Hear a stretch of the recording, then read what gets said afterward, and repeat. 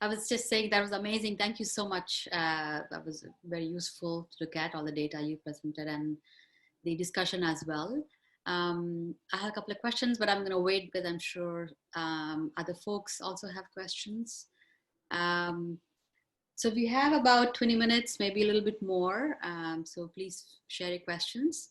And you may also drop them in chat if you like. And then Reshma has agreed to stay on and answer some of the questions. Reshma? Yes. I think you said that after looking at the Harvard case and the solid opposition from Chinese American students, you said you were not quite sure how it's going to play out in California. Mm-hmm. Correct? Have the supporters of Proposition 16 done anything to do any special outreach to Chinese families, or is there any opportunity to do that? Yeah, so one of the main kind of supporters of Prop 16 is an organization based in the Bay Area, Chinese for Affirmative Action. That's actually their name. That's been their name for a long time, even before Prop 16. And they actually have hired a number of Chinese and Chinese American staff persons to be active on Chinese social media, which is called WeChat. They use it actually much more expansively than any of the other social media platforms like Facebook, etc. And so they've been they've been monitoring the conversation on WeChat. They've been placing a lot of information on it.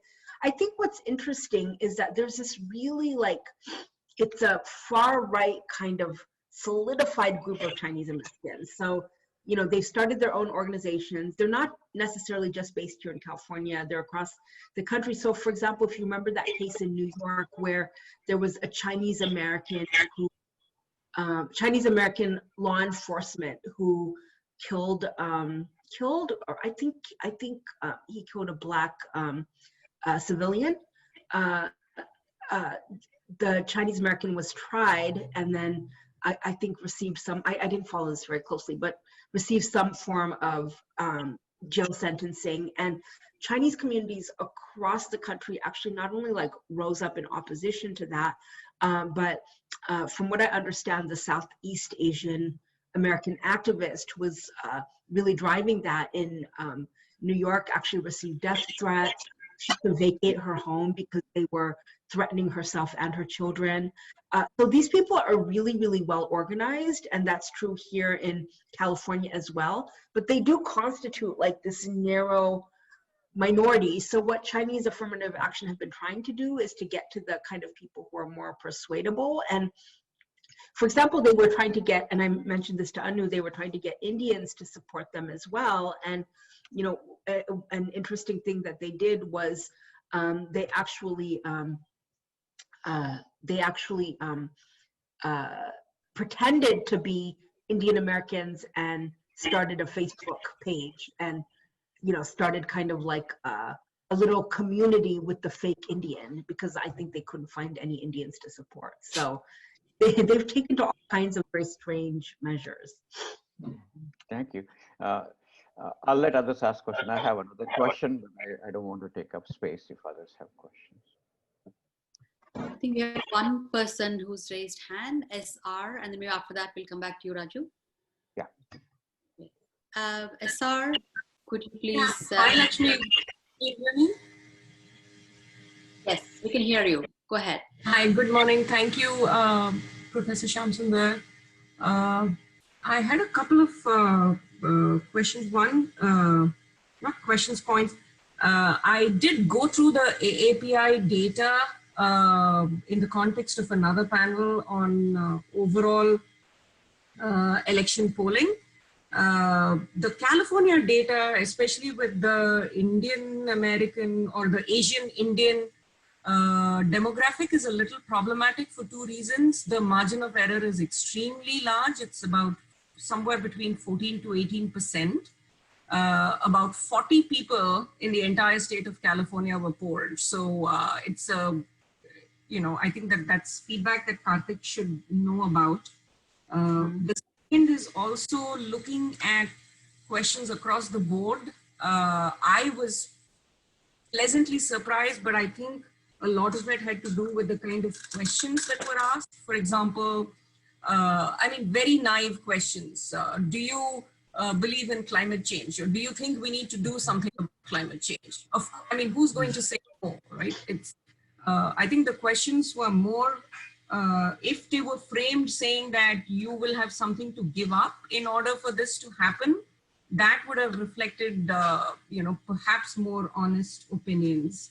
That said and done, the main question that I'm worried about here in the PROP-16 is, how much do you think that the South Asian / Indian American community is going to appropriate the person of color, right? I mean, this is the affirmative action is focused on historically excluded groups, and for various reasons, the word person of color or people of color has come into parlance, but we see especially a lot of Indian American women branding themselves as women of color.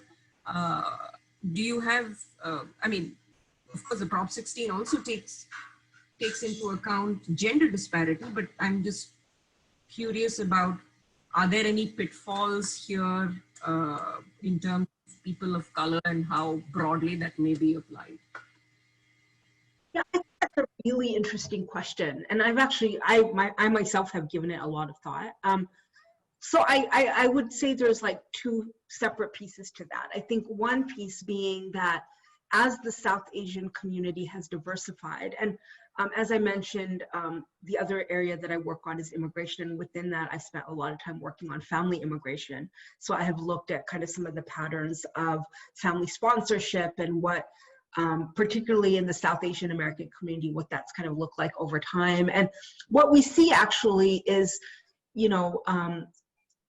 more and more South Asian American communities that have faced kind of disenfranchisement, even historically. So we see, new Pakistani American communities, Bangladeshi American communities, low-income Indian communities who, were not necessarily privileged in their country of origin. So we are seeing those populations grow more quickly than ever before. And so I think you can say that, they actually face barriers to access and success that affirmative action can and will take into account. And I think that's similar across some other Asian American communities that have been historically disenfranchised, like Southeast Asian communities, which primarily came in as refugees, the Vietnamese communities, the Cambodian communities, the others. I think when you talk about Indian communities specifically, I don't know as much, not that I don't know. I haven't experienced the immigrant kind of experience myself. I was born and raised here. I do come from a privileged background in terms of my family in India, both in terms of income and caste and educational access. But I grew up in a pretty small community. I grew up in the Mojave Desert. I spent my childhood there. And I think my story is not that unusual from a lot of other Asian Americans that grew up here.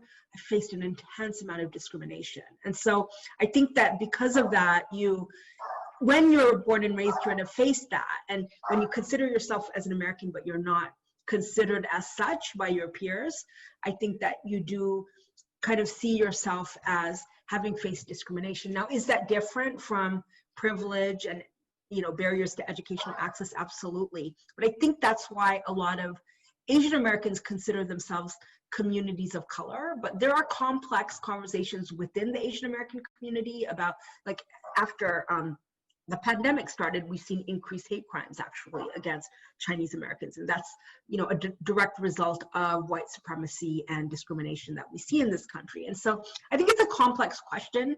I think it kind of depends on your positioning and your understanding of, some of the systems in which, this country is based. But I do hear you in the sense that there might be particularly some, Indian Americans who just, come in and appropriate it as, a person of color without any understanding of that history.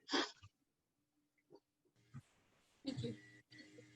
Thank you so much, Reshma. Like you said, I think we have to think about white supremacy as sort of this overarching framework, which we all have to sort of negotiate. And also, I think at the same time, we have to acknowledge, sort of the amount of anti-Blackness that exists within the sort of South Asian communities and definitely the Indian American community. I'm going to go to a question that Kanak raised in chat. And the question is, what is the main opposition to Prop-16? And why are they doing this? As in, what might be some of the motivations that are driving opposition to Prop-16?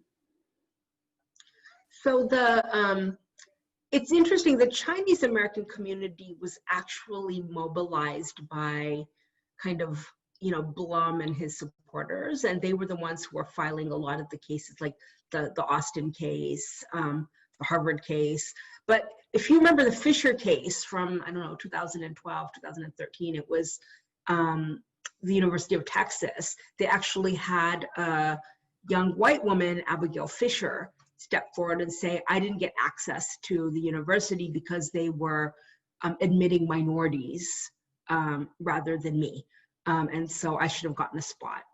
They lost that case. And so I think their argument before like the mid 2000s, around 2014, 2015, was very much kind of like white people are losing ground because space is being given to all these minorities. And it's been a very, right-wing Republican effort. So I think you all have seen across the board, Republicans are doing everything they can to, basically squelch any policy that supports communities of color, whether it's like voting rights access or reproductive rights or, anything at all. And I think affirmative action it falls within that category of what did Trump's been talking about, like critical race theory and diversity training. Affirmative action supposedly, gives preeminence to to communities of color and women, and don't kind of hold up the American narrative of merit and equal opportunity. And now affirmative action allows for unequal opportunity. But when they found that they couldn't win in the Abigail Fisher case, that's when they really weaponized Asian Americans against other communities of color. So, these white right-wing people felt like, okay, we're not gonna win this kind of, with kind of white people at the forefront. So let's put forward Asian Americans. And this is where it becomes really problematic, where we think about, I think as a previous question was raised about Asian Americans and, our particular role in aligning with white supremacy. And, I think the phrase is kind of like, kind of a closeness to white supremacy. And so you feel like if I can have a proximity and benefit, then I can kind of like shut the door on everyone behind me. But I think what we're finding when you see, what's happening with anti-Asian racism, the Muslim ban, other things, like it's when white supremacy is the overarching framework, like that doesn't happen. And so I think Asian Americans are understanding more that they have to align themselves with other communities of color. But that's been the tactic of the right, which is to use Asian Americans and basically to argue that it doesn't allow for merit. But actually, when you look at the numbers, and this is the case in Harvard and a lot of private universities, and there's been some recent news articles about this, but most of the students, many of the white students who are admitted are actually either legacy students, meaning their parents, went to that school and donated, they're donors, their families are donors, or they're athletes. And one of the universities, it was something like, 3 out of every 4 white students actually came in under those categories. So one of the things in a lot of ways, that's white affirmative action.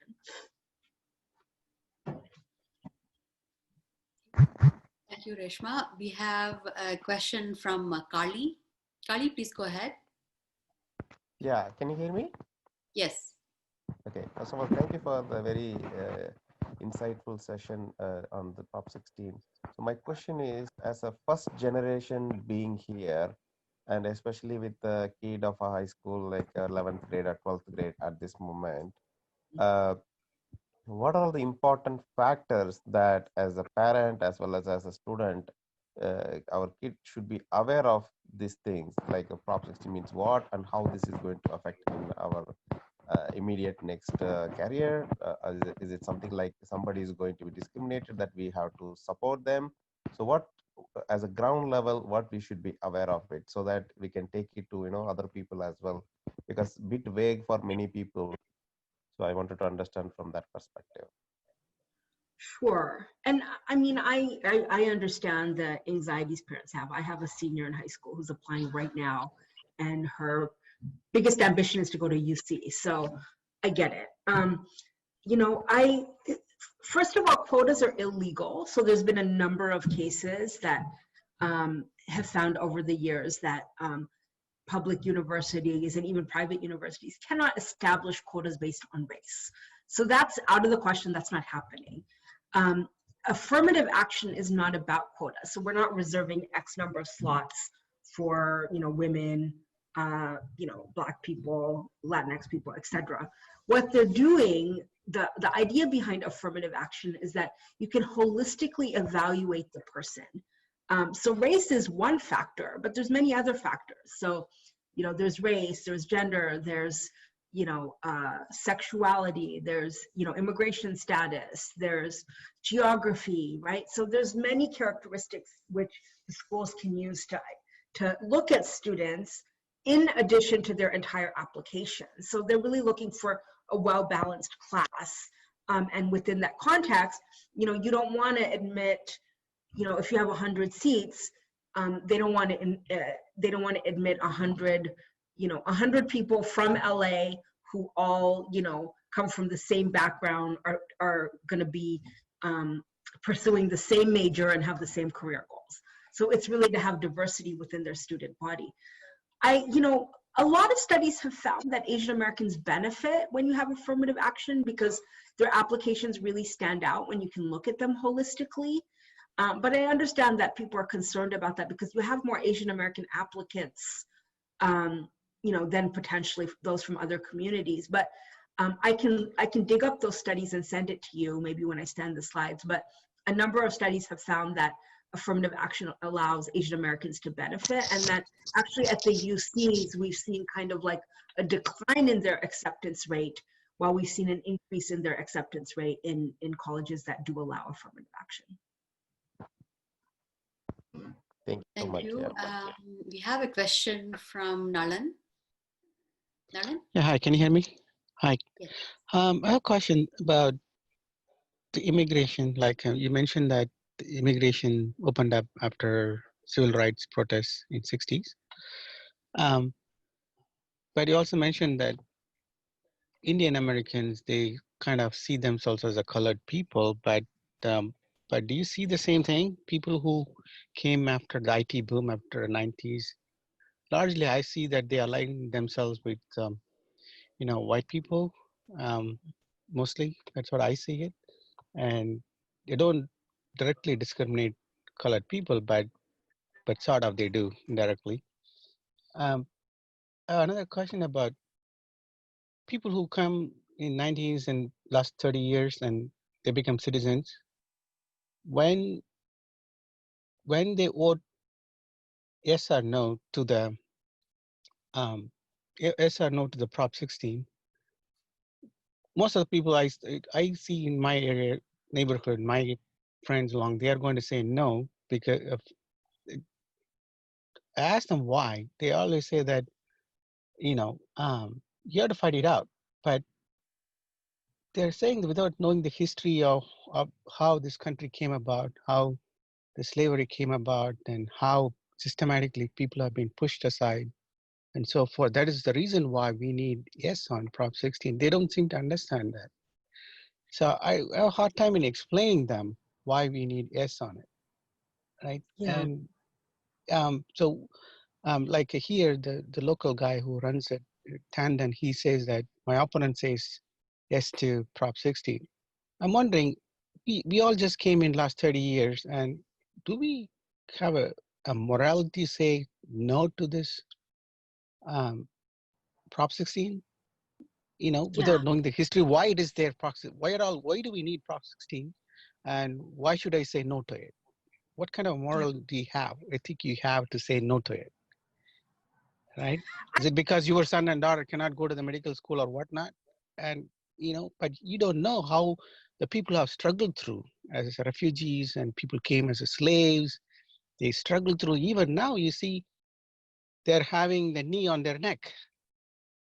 But which Indian is going to go through this knee on their neck? And why do you say no to it? That's a question I have. Thanks. Yeah. Yeah, thank you. My parents actually came in the early 70s, so I'm more familiar with kind of, a group of Indian immigrants who are older now and now aging, my parents' generation, and then my peers who have been here since the 70s. So I haven't been as in touch with people who've come in the last 30 years, but I think it's, one interesting thing around immigration is I've long worked on kind of family unification as well as legalizing status for undocumented and others. And there are a group of Indian immigrants who have come here on H-1B visas who, have been seeking to get their green card and are stuck in the backlogs. And the backlogs impact all kinds of communities, actually primarily the Mexican community. Indians are number 2, and I think Filipinos are number 3.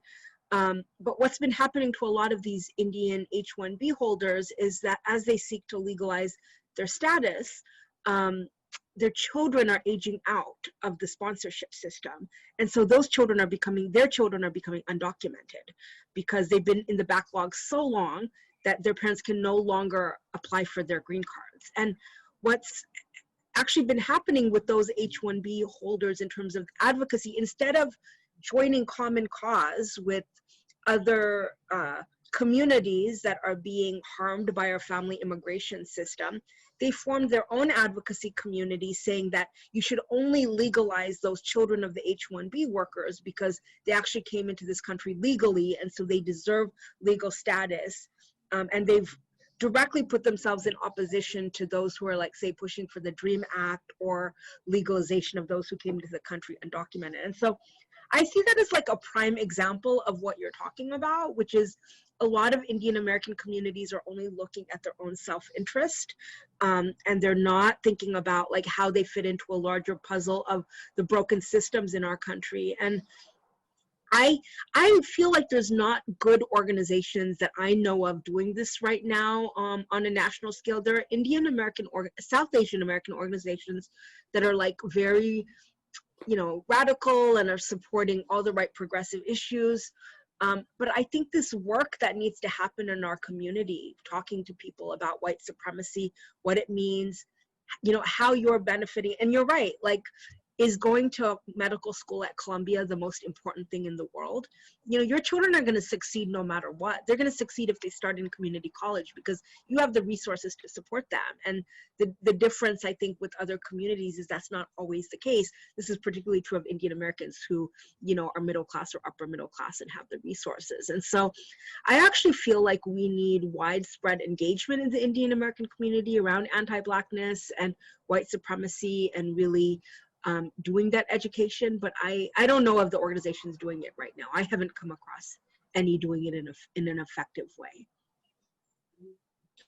I think maybe we will go to Raju next, but I just wanted to add one small thing before we do that, which is that I feel like one of the aspects that might be holding back that conversation, Reshma, that you said we need about sort of, privilege and lack of it, equality, inequality within our own communities, say like Indian American communities, is the fact that, for example, AKSC has been talking about caste and how caste carries and it travels definitely to the US and to everywhere else that Indians go, and how a lack of conversation about caste inequality or a lack of acknowledgement, even when there is understanding of it, lack of acknowledgement of that struggle, of that inequality, is also therefore, I think, directly linked to this lack of understanding or lack of acknowledgement, really, of the violence of that lack of acknowledgement of our place within the US sort of racial hierarchy. And sort of this desire for proximity to whiteness is very much built on this denial of, sort of the violence of inequality practice in India as well as here. And I think you cannot have one conversation without the other, I feel. And AKIC, I feel like, is one of those organizations definitely driving that conversation about, demanding an acknowledgement of caste inequality and therefore linking it to broader conversations about inequality, within, race and so on and so forth. So Raju, did you want to share your question? Yeah, just a couple of footnotes to so many good questions that have already been asked and answered. Going to the survey of South Asians, the survey that you showed, Reshma, and one of the participants pointed out that its sample size was only 40 or something like that. I was more interested in knowing if there is a divide between older generation South Asians and actual South Asian students in college. That would be very instructive, whether they are learning with their different environment in college, whether they're learning the importance of affirmative action or whether they're bringing their own parents' prejudices into the campus. And I would urge any future surveys to consider that.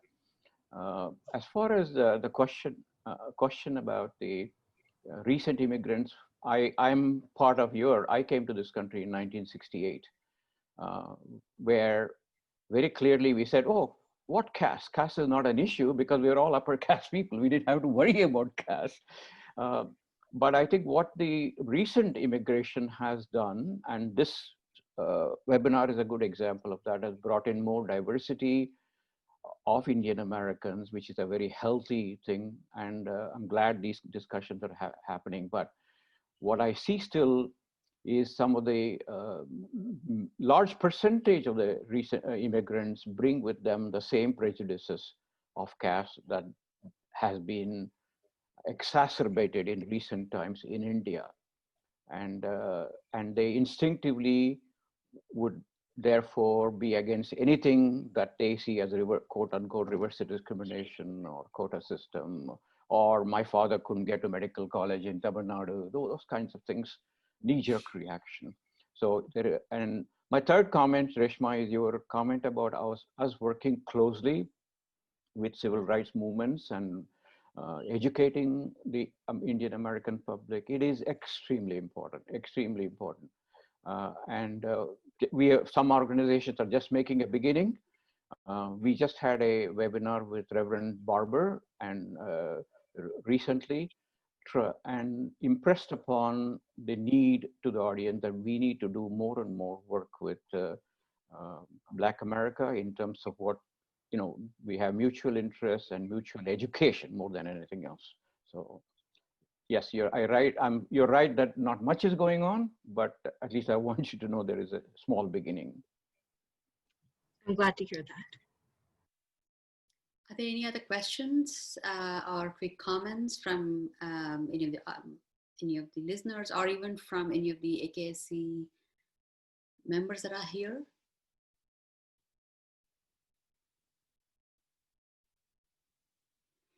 While people are maybe sort of collating their thoughts, I had a quick question for Reshma. I wanted to get advantage of the fact that you're here and of your vast experience sort of in organizing in this space. One often comes across people in the Indian American community, people who are, who think of themselves as liberal or sometimes even as progressive, and they, have voted Democratic maybe for many years, etc. But when it comes to, India, they embrace Hindu nationalism, whether it's in the US or in India.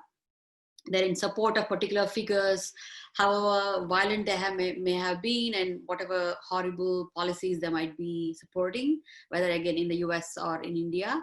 So, based upon your experience organizing in the Asian American space, what are some of the ways in which we can reach these people or even sort of organize around them, for sort of more progressive policies? Yeah, I have to say my biggest experience is not in the South Asian American space, although I've certainly, I work a lot with Deepa Iyer, who you might know. I'm forgetting the name of the book, but she wrote a book some years ago about kind of, you know, Indian Americans and fighting within the kind of civil rights movement. And then there's another organization called SALT, also at the federal level, but I also feel like they have not done as much engagement on this issue. So like the largest advocacy group in DC is I think it's the Indian American Foundation, which is absolutely rooted in like Hindu nationalism. I think one thing that's interesting, and you know, I don't know, Raju might attest to this, is I've seen with some of like some of the older Indian immigrant communities who came earlier, they left India at a time when it wasn't so nationalistic. So they've been watching with some horror as I think things have slid.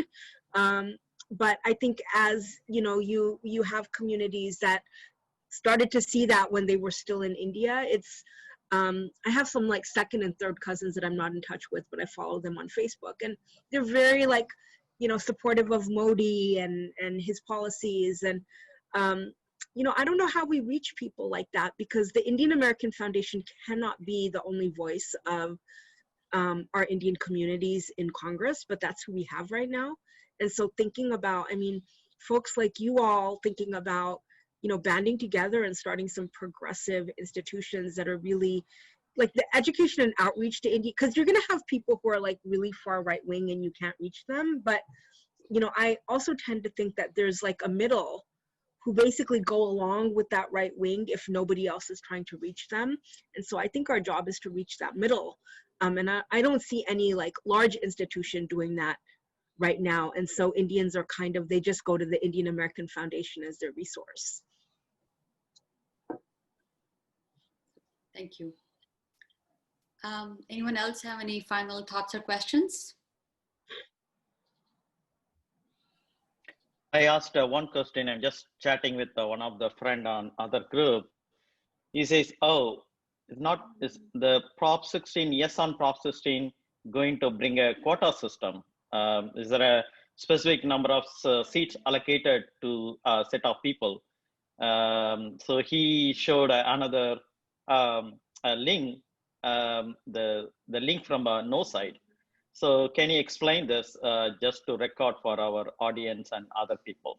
So is that yes on 16 going to bring a quota system? So yes on 16 absolutely will not bring a quota system, because quota systems are illegal in the United States.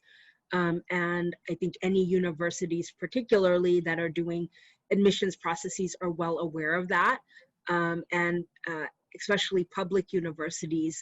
I think you've probably all noted there was a small scandal with UC Berkeley. And it just was like something like a handful of applicants, 20 applicants or something, that were, you know, getting admission by way of people on campus speaking out on their behalf and pushing their application along. And they faced backlash for that, which was, you know, a very small proportion of applicants. And so they will follow the rules. And Prop-16 is about holistic admission. So looking at the full kind of nuance of who people are, their background, their race, their gender, their geography, other demographics, and really thinking of weighing that in creating a diverse class that reflects all of California.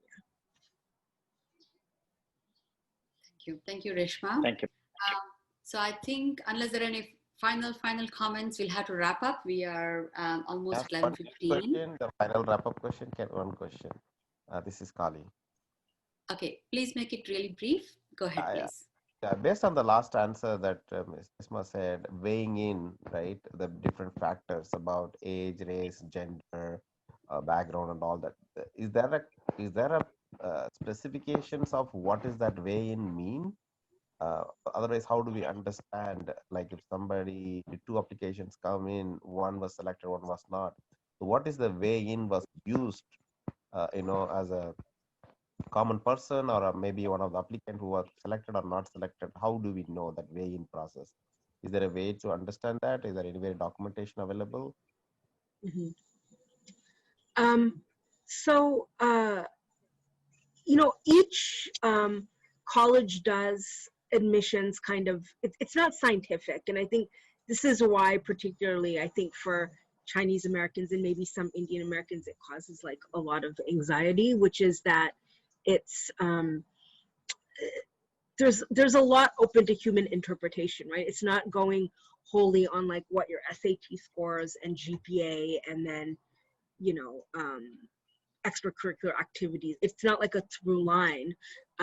So it's hard to, and that's with the Abigail Fisher case, I mean, that's what she was saying, right? Which is that I really outshined other applicants in, you know, my grades or SAT scores or whatever it is, but I didn't get in, and this comparable person who was, say, brown got in. I don't know that that there is like a scientific way to say that two applicants who look exactly the same, you know, under all conditions, except maybe one comes from Fresno and one comes from LA, and otherwise they look exactly the same, but they have 100 LA students and no Fresno students. Like that might end up being a deciding factor. And so I think it is complex and nuanced, and it's not kind of like, these are the factors, you tick them off, and either you're going to get in or not get in. Got it. Thank you. Thank you so much. With that, I want to please join me, everyone, in thanking Reshma Shamasunder, our lovely speaker for today. Thank you for taking the time. This was very useful, and it really made a lot of points that we have been thinking about and struggling with. And also for all your work, I know which we didn't get to talk about so much other stuff that you have done in the immigrant rights area, which I think was fascinating. But I thank you again so much for taking the time today. We really appreciate it. And I also want to say to everyone that, you know, as we talked about earlier, the race is pretty tight. So I think it really, everyone that you can reach, it really makes a difference. Please reach out to anybody in AKSC, you know, that is here today, Karthik or Selva or Kanak. We all have resources that you can use. The Prop-16 statewide campaign has an amazing website, and they have lots of resources, FAQs and facts and so on and so forth that you can use to talk to your friends and family. You know, all kinds of this, including something that might seem you know, silly or small, but like these backgrounds that all of us today are using, the yes on 16, you know, we're all on a million Zoom calls. So if you could use something like that and bring that into the conversation, I think that'd be helpful as well. So please feel free to reach out to any of us if you have any questions, but definitely do make this, you know, reach out to your friends and family, talk about this issue, and to get them all to vote yes on Prop-16. Thank you, everyone. I think we will end there. Thanks again, Reshma. We really appreciate it. Yeah. Thank you, Anu, and thank you, AKSC, for making this happen.